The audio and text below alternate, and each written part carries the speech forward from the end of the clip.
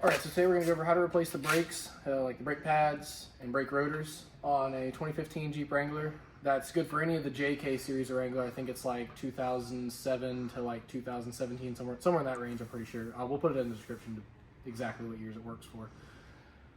But first thing we're gonna do is get the vehicle jacked up in the air. Before you do that, if you don't have an impact gun to remove the lug nuts, you're gonna wanna go ahead and break the lug nuts loose while it's still on the ground. If you do have an impact gun, you can do it when it's in the air. So we'll show you how to break it loose while it's on the ground real quick. So first thing you're gonna need obviously is a way to take your tire off. This is a tire iron, that's one way.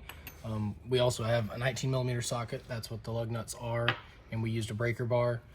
This way does work, a little bit harder. Breaker bar's a little easier, and they're pretty cheap, so I'd kind of recommend going that route if you can. Next thing you're gonna need for the caliper slide bolts is a 13mm, and something to kind of hold the slide bolt pin things with. That is actually 15mm. You just have to have a really, really thin one, and we didn't have any that were that thin, so we just used these pair of pliers.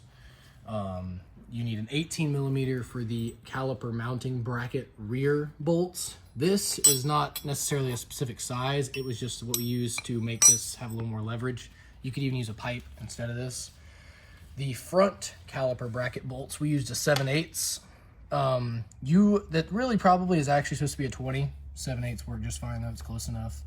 The hammer was to kind of tap on this if we got a bolt that was a little too tight.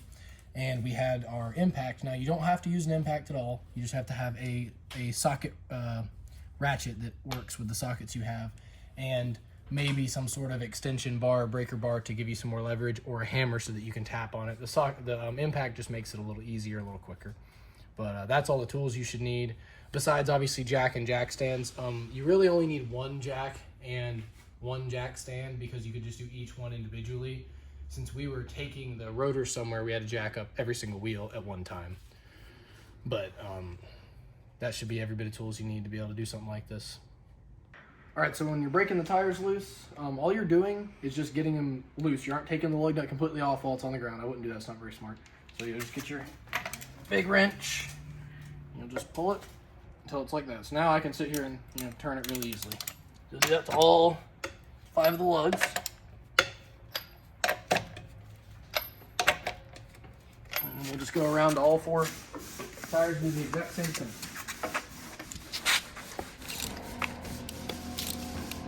I will commend whoever put these wheels on last. They didn't just buzz them onto the impact, actually. Kind of come off the right way. So now we're up underneath the car, and I'm going to show you how to jack it up. With one of these axles, where the pumpkin of the axle is kind of off center, what I normally do is I'll put the jack stand on the pumpkin and jack this side up, and then I'll put the other part of the jack on this part and jack this side up. Now, when you go to jack the rear up after this, it's best, since you have it sitting on jack stands, to jack the rear up in the middle, but also if you notice the pumpkin like this on the rear is in the middle, so it's a little easier to do it that way. So we're gonna go ahead and jack this front up real quick, and then we'll go over to the rear. So another thing to think about is, since on the car right now all we're doing is messing with the brakes, we aren't messing with the suspension, all we have to do is get it just high enough to get the wheels off the ground. You don't have to have it like, 100 feet in the air. Like right now, the wheels, about an inch off the ground. So see right now, the jack stand is not high enough that I can latch it one more time. And if I lower it to where it is right here, the wheel would be touching the ground. So we'll do a couple more pumps so that we can get this jack stand one more click higher, and we'll be good. One more. All right.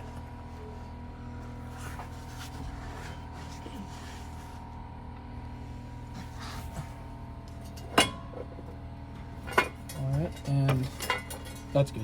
It's high enough now. And now we can lower this.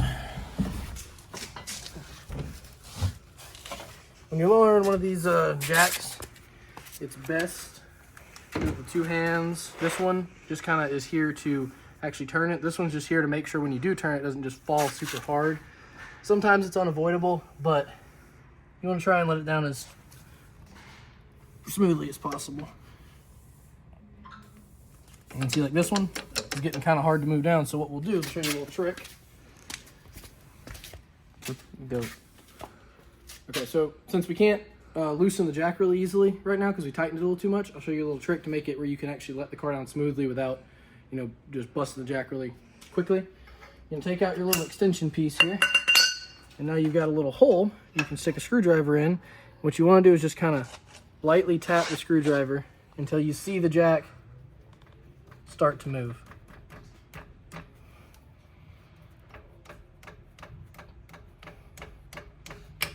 See, like that? Just felt it, the thing start to spin. And here in just a second, the jack's gonna start going down. Matter of fact, it might already be, there we go. Just started going down right there. And now we have it lowered on the jack, and we didn't like drop it super hard, which can unsettle the jack sitting on, or jack stand sitting on the ground and cause it to be dangerous to work on. So we're gonna come underneath here before we jack the other side up and make sure that it's sitting in a good spot. If you look, the jack's perfectly centered on the axle tube. It's sitting flat in the ground. So we're good to go to this side. And if you look over here, we're gonna jack it up from that little control arm mount next.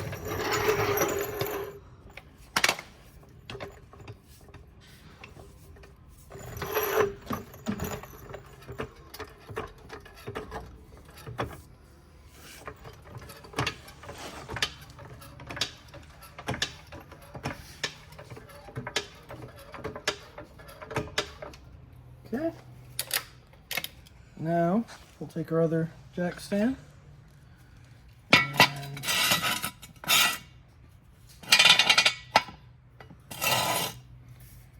and see, this is a problem you'll run into a lot. What you can do is just kind of move the jack over.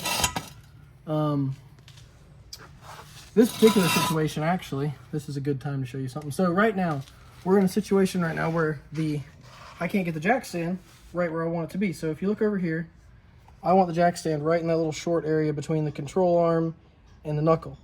Well, what I'm gonna do to be able to achieve that is take off this wheel, and then I can slide the jack stand in from the outside into where I want it to be. So let's go ahead and just remove this wheel the rest of the way.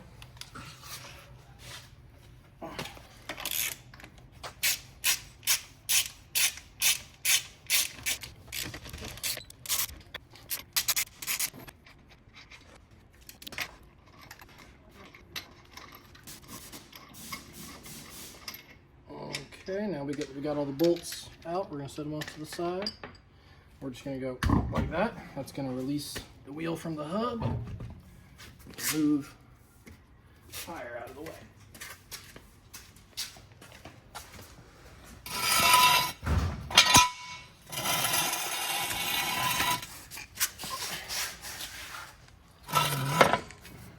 You see, we still can't really get it exactly where we want it.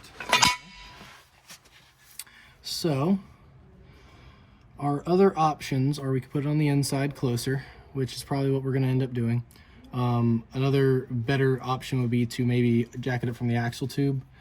I don't like doing that because it's a little stronger right here in my opinion, and I don't want to bend the axle tube. So that's why we're probably going to choose option B. Stick it closer in.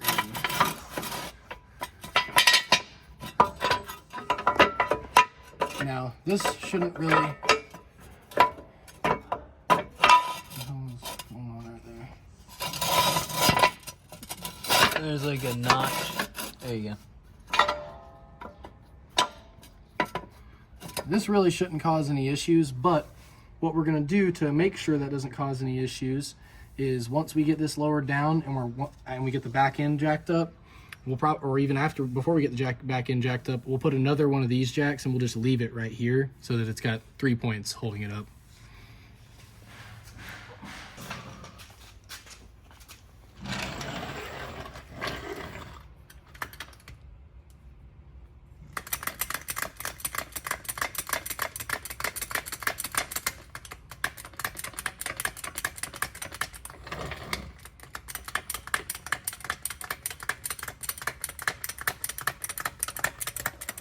And all we're gonna do is we're just gonna get it touching. So now we have a secondary way to support it. If you only had one jack, probably your next best option would be to put it right here. That's like, if I only had this one jack, that's probably what I would have done. But since we have two, this is a little bit, even a little safer in my opinion. Another option is you could put jack stands on the frame.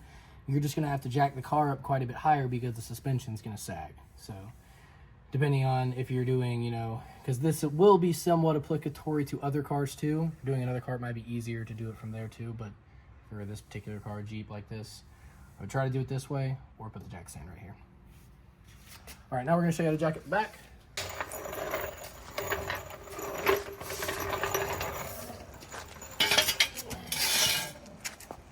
All right, let me get the flashlight too so you can see.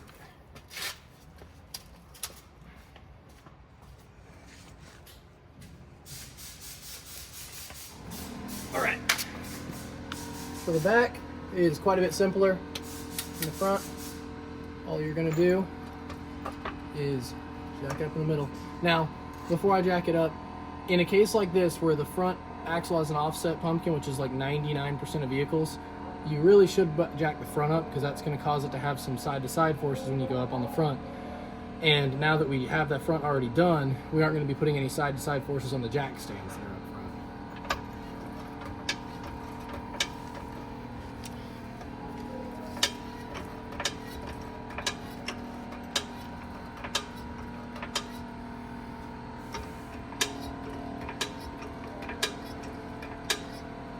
And if you notice right now, you might be wondering why one wheel came up before the other.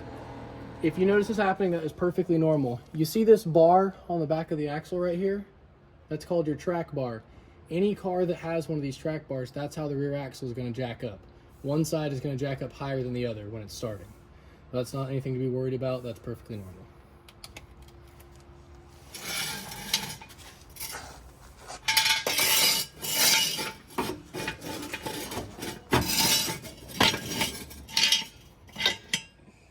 We may have to go a little higher because I'm one notch ahead of you right now. Let you go a little higher. Ow.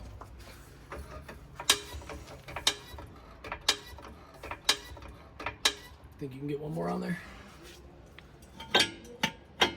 Mm-hmm. Okay, cool. Now before I let it down, I don't want you to be underneath there.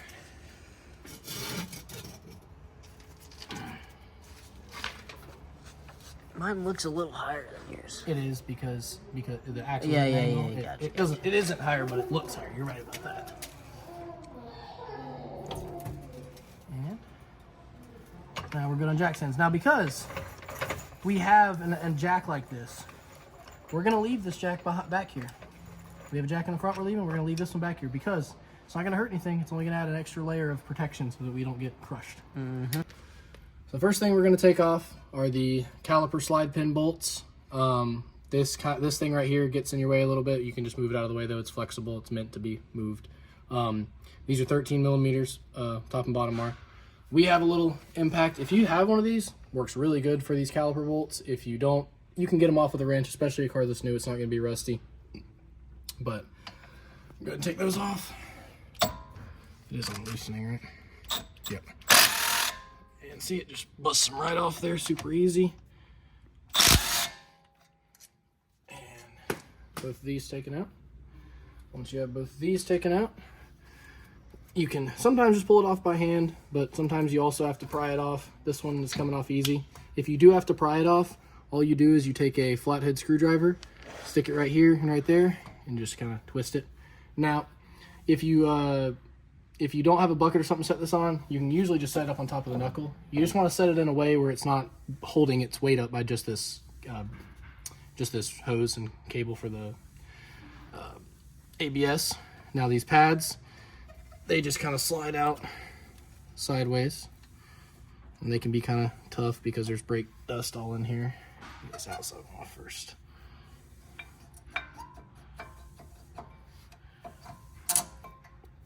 Just like that. That's the first one. And what I'm going to do is I'm going to lay these on the ground because this particular car, We don't think the pads are wore out, but she does have a little bit of a wobble when she pushes the brake, which indicates that these are warped. So we're going to keep these pads and we'll reinstall them. The process is exactly the same if you aren't going to reuse the same pads. It won't matter that we're reusing ours in this case if you don't want to reuse yours. But we aren't basically going to get rid of these, so I'm going to set them on the ground where they came off the car off of. So we put them back in the right spot. If you look too, you can see that one of these is wore a little less than the other. If this was a much more dramatic difference, I would be kind of concerned, but it's very, very minor. So I don't think that is a cause for concern. If one of these was like almost wore out and one of them wasn't, that usually means is your slide pins are going to be stuck, but these move totally freely, no problems at all. So this is just a normal difference in wear pattern. Next two bolts we're going to take off are going to be the caliper bracket bolts. We have a 7/8 for them. They actually kind of feel like they're closer to a 20, but we don't have a 20 right now with us, and a 7/8 works, so that's what we're going to use. These are what's really good to have an impact for, because they are usually pretty tight. That one we already kind of loosened, that's why it was so easy. But if you don't have an impact, there's plenty of room in one of these cars to get a really, really big breaker bar. Those are not very expensive, so if you're doing this and you don't have one, you're probably going to want to get one. Like $20 or $30 hardware rate. And that removes this bracket. We're going to go ahead and put the screws back in the bracket so we don't forget where they go. And the other two little screws we're going to put back in this too so we don't forget where they go.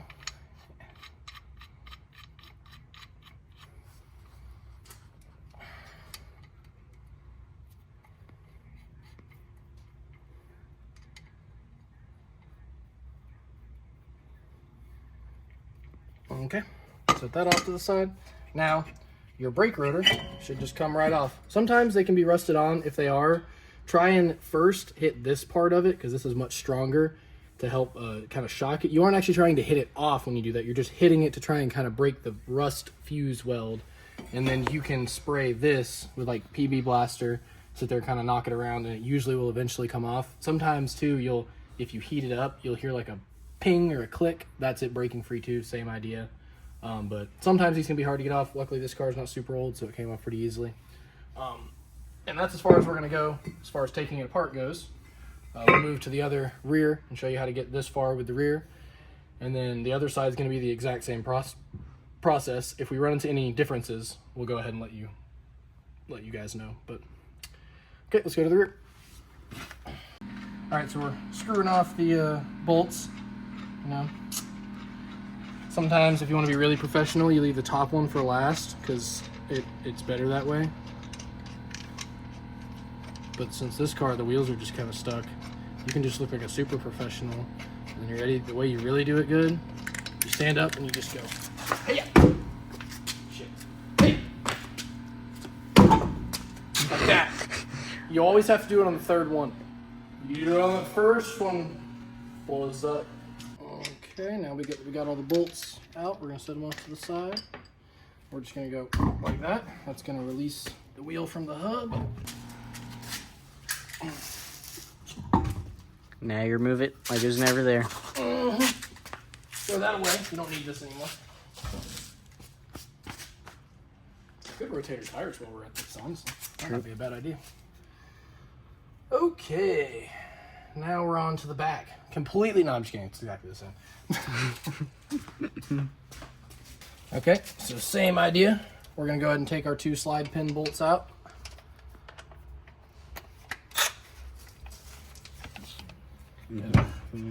Do the turny-worny.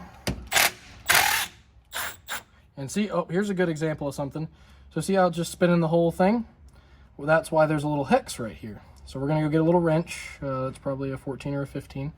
And we're gonna hold this with that while we loosen that. Okay, that'll probably do it. For much deliberation, we found the 15. Really, the problem is that this area between here is really, really skinny. So you kind of need something skinny. I'm sure they make a 15 that would work for this, but like I said, these aren't like, you aren't trying to hold like a crap load of force right now, so I can just, do that. But really, you're supposed to probably use a 15 right here, but This is our 15. Right. The fish hook pliers. BSA. And see right here, we're running into an issue. I'm gonna go get a different one of these. Yeah. Take number 848. We're gonna go caveman style on this one, only because our little impact is too big to fit in here with the long socket, and well, that wasn't supposed to happen. Yep. But, Quick release. But now we can just hold it. That's actually pretty tight.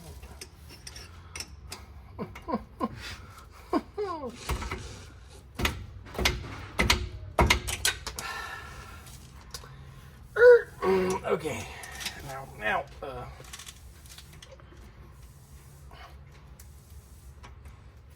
we're gonna screw this back in. So Work smarter, not harder. Where's the BFH? Over here. Okay. It is actually good for us to show you where we have problems, because nothing ever goes as smoothly as you want it to when you're working on a car. But don't, get scared. That doesn't mean you're doing it wrong. It just means you're actually working on a car. Mm-hmm. And keep in mind, that may be added 5 minutes onto the time. Really wasn't like it made it take, 100 times longer. We're gonna set that on top of here again. Same little process with the brake pads. Just kind of work them so they're out. I'm gonna set them on the ground because we're gonna reuse these two. They don't look bad at all. And again, the wear is pretty similar.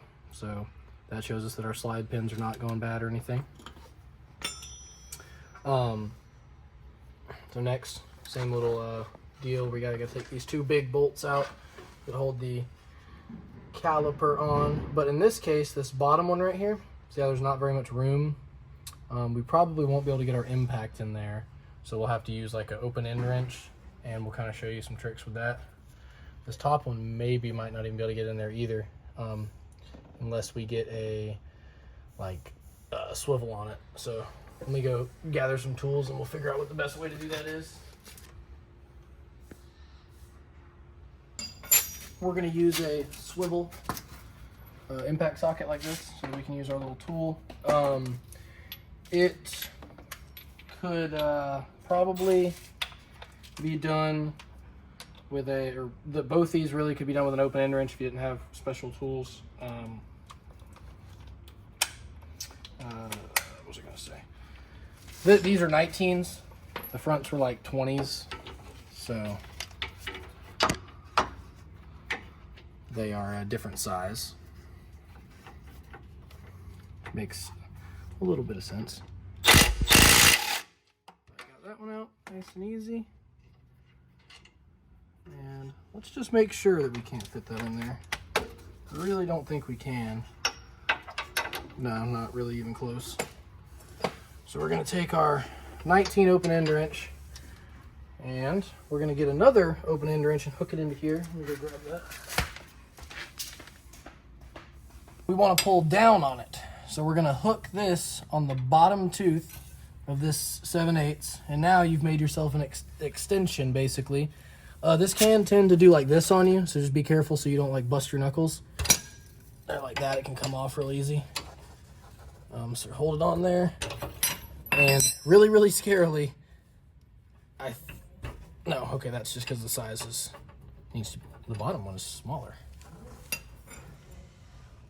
That's strange. Okay, let me get a 18 for that one. They're both actually 18s. This 19, because it was a 6-point, was able to get it off no problem, but they're both supposed to be 18s. So the fronts are like 20s or 21s. The backs are 18s. We're gonna get our wrenches, put them together, and see, that makes it get off much easier if you just use a normal wrench. And we're good to go.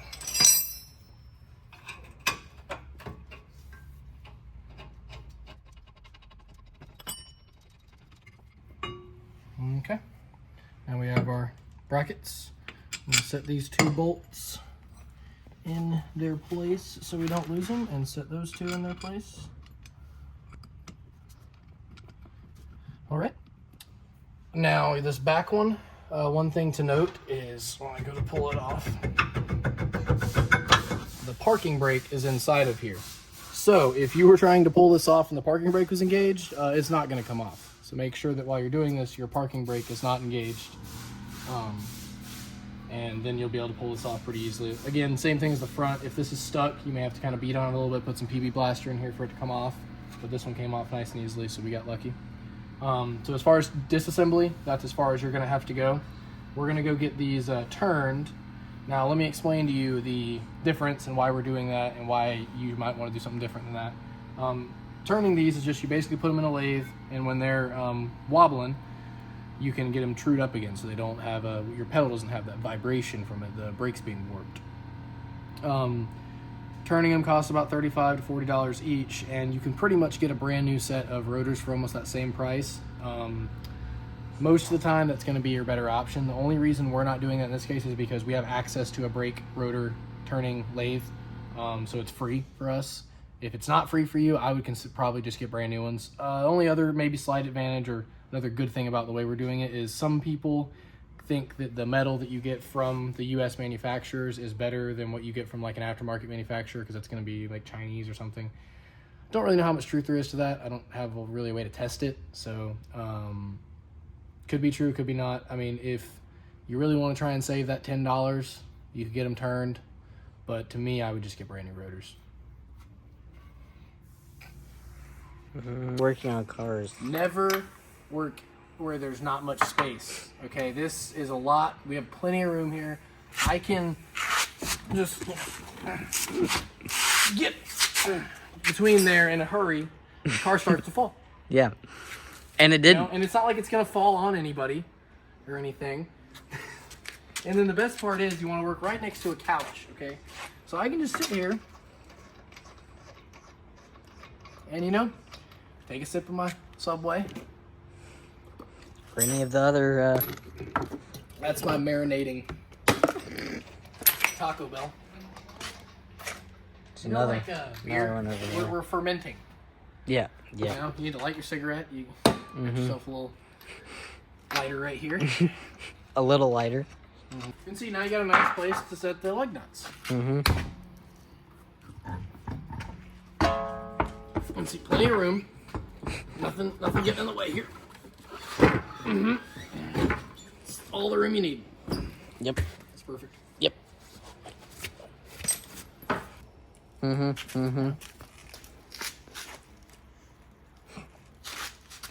Just, Oh, thanks.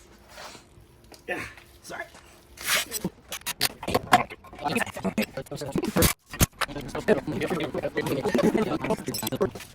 So I'll tell you what, I'll actually see how fast I can go on this one. Well, I could. Oh, hold on.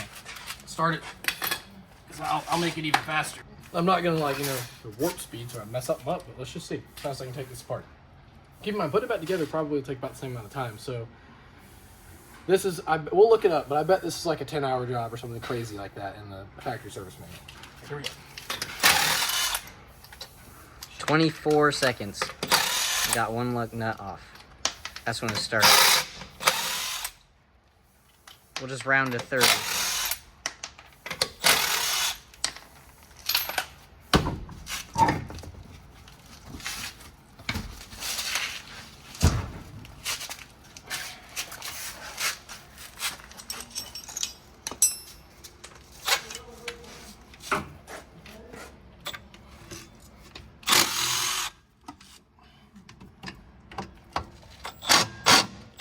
Nope, I'm gonna have to use the crap. I gotta run to the side. But You're still making good time. You're only at about 30 seconds. well, where'd the freaking tool go? We'll pause the time. Yeah. Put it back. Nope. What is it? It ain't already over there, is it? What are you looking for? 13 millimeter Mm, open end wrench. Oh, it is. I just left it in the front. ah. Alright, 30 seconds, start. Wait for it, wait for it. And go. Yeah. Do this BS again. Where did I put the bolt? So half the time's gonna be Looking for shit. there. I got it. Oh, it's still in the caliper. It's just not all the way in, or in enough.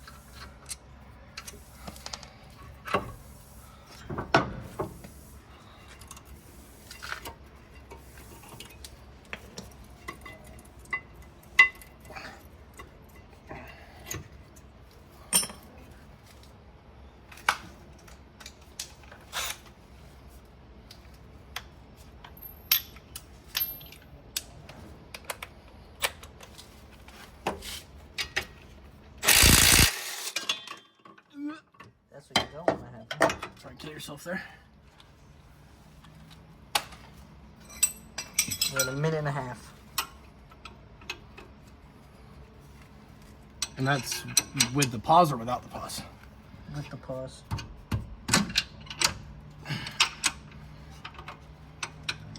But and you're looking for the bolt that was there.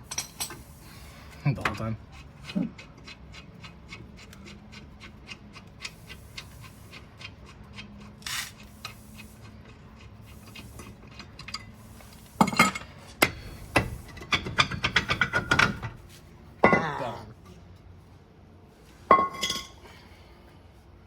Times 4. What? Times 4.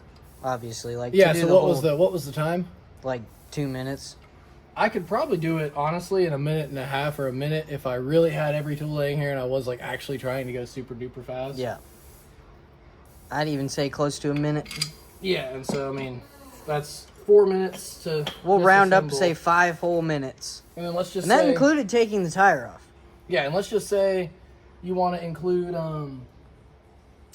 jacking it up. That if we were to get in a hurry, we could probably if we were at a shop, we would just use a Curling. hoist. Yeah, so that would take like, especially with this car because it's simple, like a minute and a half, and most of it would be us letting the lift go up, like not even doing any work, just pushing a button. Yeah.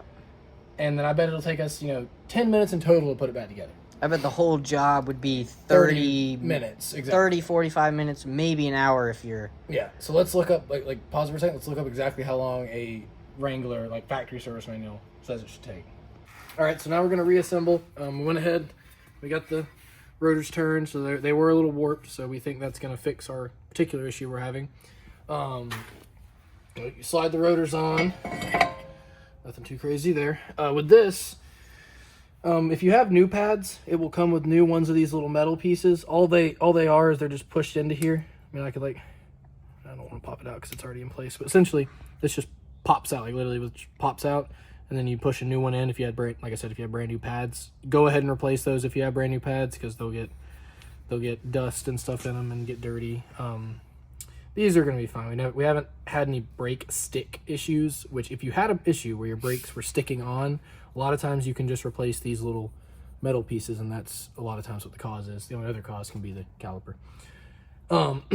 So we'll go ahead and take our bolts out.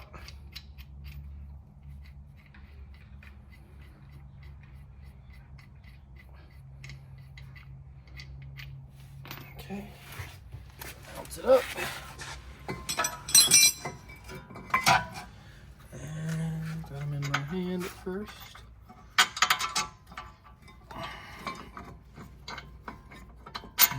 Some hole here.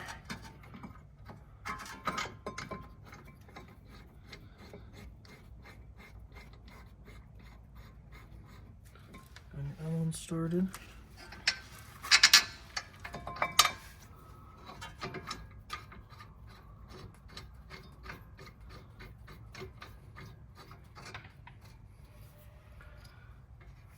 Some people, when they get new pads, will put like grease on these too.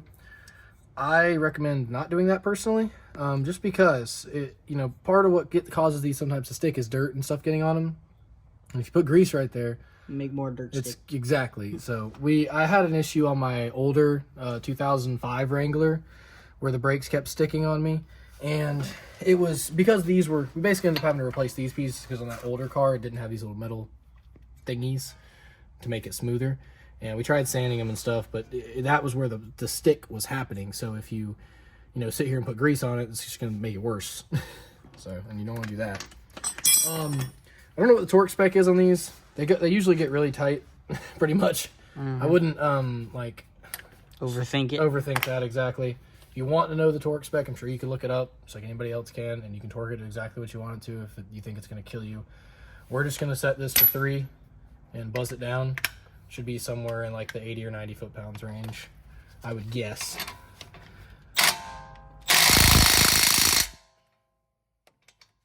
Good and tight. Exactly. Got that.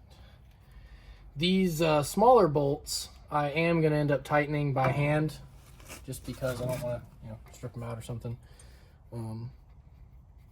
That would probably be a smart decision, no matter what you're doing it. Don't use an impact on those. Take your pads, and these are a little trickier than some cars. So your trick is you're going to take it at an angle, put the bottom in, and then you're going to have to kind of twist the pad this way to be able to get it in far enough, then get it in the second groove. And then once you get it in the second groove, you can just push it in. Some people do like to put one lug nut on here to hold the rotor up against it so it's not flopping around. You can do that. Not necessary, but you can. Back ones are a little easier because you don't have this bar right here. They just go in exactly how you'd think. Just slide right in there. Just like that. Take your caliper. Make sure you don't have the brake lines twisted in a incorrect way. Like if I was doing it like with it all the way around like this and trying to put it on there, that's obviously wrong. You can feel there's tension on it. Right here it feels nice and neutral. Sometimes when you're putting new pads on, you may have to take a big C-clamp and or a little press tool that sits right here and pushes against this piston and compresses it some. If you do that, you go ahead and take the brake fluid cap off. But since we actually remove material from the rotors, it's even easier to put them on. But if you want to use the C-clamp method, all you do is stick a C-clamp, the one end of it in here, and then the other end will be on the outside of the caliper, and just clamp it down until this moves in some. Also, if you don't have a big enough C-clamp, you can just put a brake pad on the outside. And yeah, push it by hand sometimes. A lot of times you can, like you said, just push it by hand. It's just like, it's hard. And also, most of the time, if you have brand new pads, you can kind of just... Everyone's, I'm waiting for the comments to say, oh, that's not how you do it. But you can kind of just, if you start it with just this end on it first, and then you kind of pull it as much as you can until you get this part over the edge of it, you can just tap it on there, and it'll move the thing out of the way for you. Because that's all you're doing. It's just moving this over some. Yeah. Like, a lot of people like to really, really overthink that part too. And it's not rocket Not going to break it. Yeah.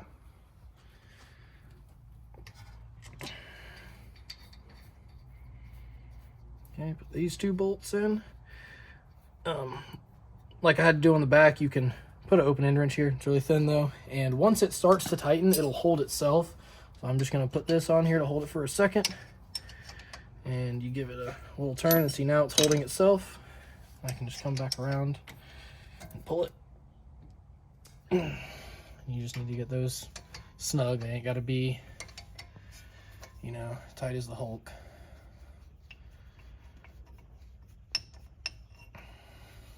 Okay, same thing here. Take our little pair of pliers, swap hands. Hold this for a second. Tighten it. Now that it's holding itself, go ahead and finish tightening it. And that's the front done. Go do the back. One thing too to note, if you have problems with your emergency brake, there is usually an adjustment in here. On this other side over here, I'm pretty sure. Yes, you see this little spindle thing? That's how you adjust the emergency brake. On these cars, if you're if it's not grabbing, you can spin this and actually make it where it sticks out further when you pull the emergency brake. Another thing you can do if you're having problems with it, like sticking in some places and not, is get a machine shop to turn this piece. This is just like a drum brake. They can turn it just like a drum brake, and that'll clear up your emergency brake. Now, only time, honestly, I really ever see that even being reused, like a reason to do, is if you have like a drift car and using a drift button and you're using your normal emergency brake. Because like that being like warped does not make a difference because you're never engaging it while you're turning, like while it's spinning. So this probably is warped because it's never been engaged while it's spinning. So, but yeah, that's one other thing you could do if you end up in that situation.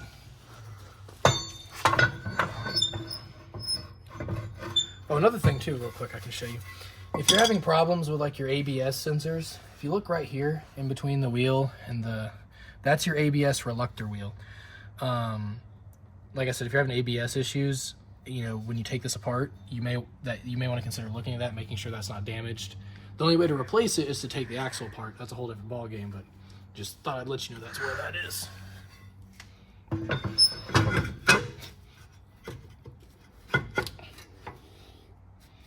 Okay, so we'll take our other two big bolts. On this one, it goes on the other one. It went on the outside of the like the part that's on the axle went over the outside. On this one, it goes on the this goes on the outside, and it actually threads into the flange. Okay, that's started. Other one started in there.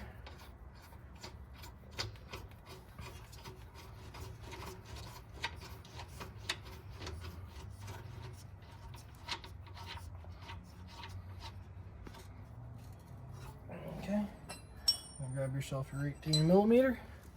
And remember, we couldn't get the impact in here, so we're not going to tighten these with the impact. And tighten them with the wrench. First, we'll just get them snug with this wrench. And we'll put our extension 3000 on it. Get them good and snug.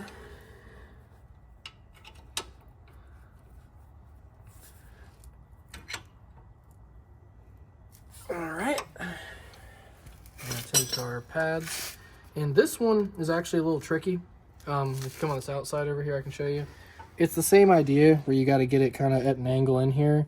It's just a little bit tighter of a fit, so I got to kind of bump it in there like that, and then it'll go in. But it is a little bit harder than the front, just something to think about. But like the front, the back or the inside pad is way easier to put in. It just goes right in. Take your brake caliper. And see right there, remember I was telling you don't get it in the wrong orientation? Obviously you can see I have this wrong right now. So I need to rotate it 180 degrees and we're good. If you were to do it like this, you would almost surely tear your brake hose, which is, you know, obviously not a good day. You're not gonna have brakes and it's gonna take you a lot of time to fix. Not a lot of time, but you're going to have to bleed the brakes, which is annoying. All right, go ahead and get these started.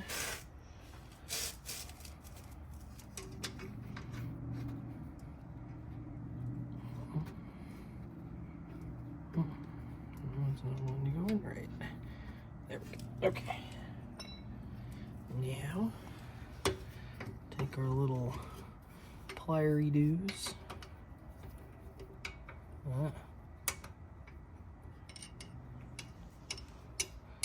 This one was being a little bit difficult. Alright, now we'll just tighten these down. And we'll go ahead and give them a couple whacks. Like I said, I wouldn't tighten these with the impact just because you could run the risk of going a little too far and ruining your day. Do the same thing as on this one.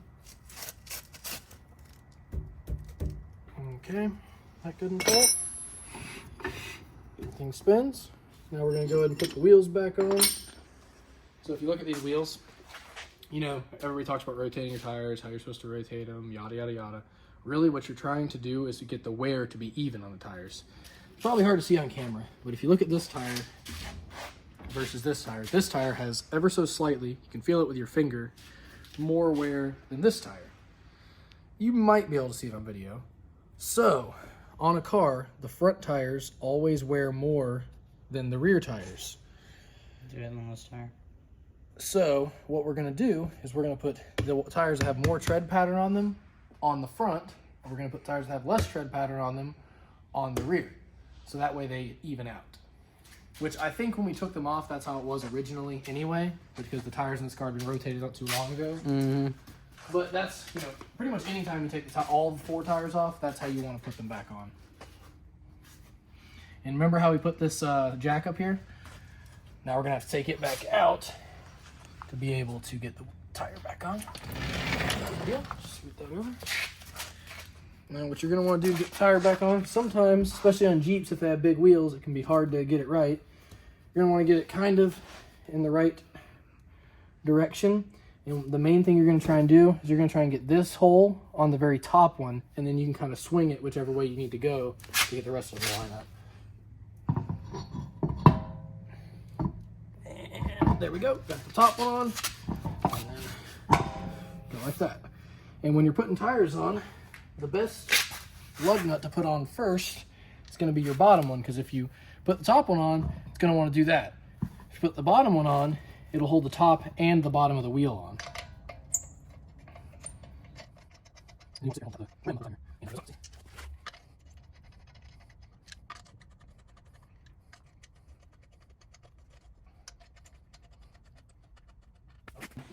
All right, so we're gonna let the car back on the ground. It's exactly the opposite of putting it up in the air, go figure. So we're gonna jack it in the back. Not like that, because thingy under it. There we go. Now that I moved her out of the way. You want it to be as stable as possible. Unstable. Stability is not. Really? Is it like a... Nah, you should be good. Okay.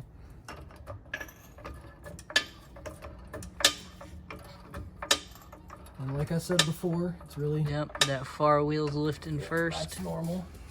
We got it off, so we're gonna drop that, pull it out of there.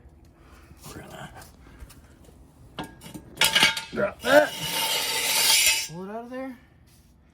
Now, good news is if you drop it a little quick now, it really doesn't matter that much. But you always want to try and drop it slow. It's like going over a really big bump. Let's see. Now she's back on the ground. Take this around the front. Lower it down. Yeah.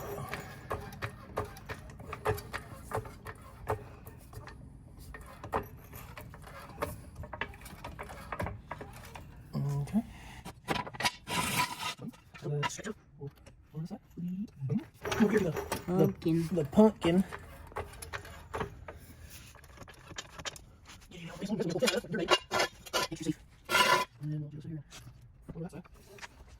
Kind of try to describe to you how tight it needs to be. It's going to be kind of hard. Honestly, if someone doesn't know what they're doing, I'd follow the torque spec. But, you know, you don't want to buy a torque wrench. I can kind of give you an idea.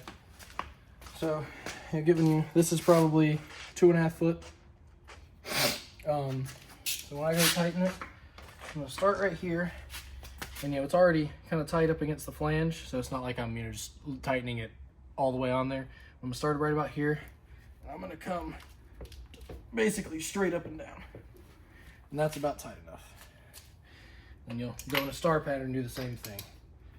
So, see, and this one didn't start to get tight as fast. So once you kind of, it was not up against the flange. So now that I'm up against the flange now, I'm going to come right about there. So, you know, it's from here to here-ish. Pretty much a quarter turn is what you're going to be looking at. Once it actually starts to tighten against the end of the thing. Yep. This one, that wasn't the first one. I think it was. Okay, so I went backwards. So I'm going to go here to here. Yep. See, that one's not up against the flange at all. Right about there is where it goes up against the flange. 1/4 turn right there. And we're going to be right here. Right there is where it starts to tighten up. Go about a quarter turn. Right here. And obviously, yeah, so you can see this one's not even close to the flange. right there, start tightening up. About a quarter turn. Obviously, you know, you only have 5 of these, but I just continue after 5 of them, just so I can make sure. Yep, got that one. Yep, got that one. Yep, got that one. Yep, got that one. Got that one. So you go around, do that to all 4. And like I said, once you kind of figure out what that quarter turn is, you'll get the hang of how tight that feels, and you can just do them all to that. And you know, that's just so you don't have to buy a torque wrench. You can go rent one too if you really are worried about it. You can rent one from AutoZone for free. You put them, you pay basically what you do is you pay for it, and you bring it back. They give you all your money back. So that would be your other option. Like I said, if you're real concerned with it, that's what I would do. But it's not. I mean, we even have a torque wrench, and I don't use it. If that makes sense. Yeah, I prefer this way. So. But I have to show you all the thing. So I mean, pretty much, that's all you need. Times to know. 4. Yeah, times 4. So we'll see you guys next time. All right.